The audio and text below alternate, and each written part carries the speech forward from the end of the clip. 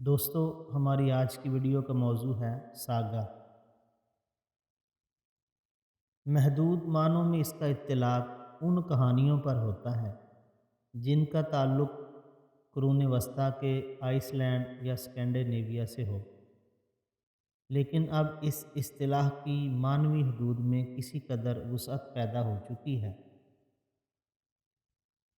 چنانچہ اب ساگا کا لفظ ہر ایسے تاریخی لیجنڈ کے لیے استعمال ہونے لگا ہے جو کسی سورما کے کارناموں سے متعلق ہو اور انسانوں کی کئی نسلوں کا سفر کرتے ہوئے اور بتدریج نشو و نما پاتے ہوئے اس سطح تک آ پہنچا ہو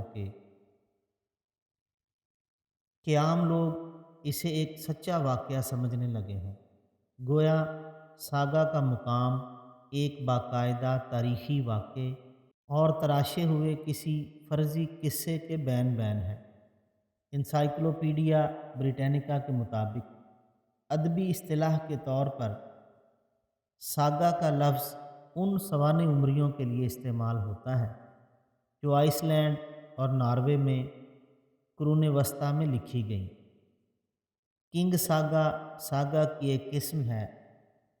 ان کہانیوں کے ہیرو 9ویں صدی اور 13ویں صدی عیسوی کے درمیان ناروے اور اس کے ماتحت علاقوں کے حکمران تھے۔ اس قسم کا قدیم ترین معلوم ساگا 1180 عیسوی میں لکھا گیا،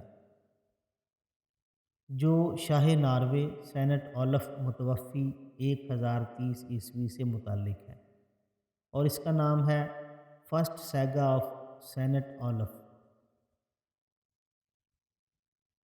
بہت شکریہ دوستو، امید ہے آپ کو یہ ویڈیو پسند آئی ہوگی۔ والسلام۔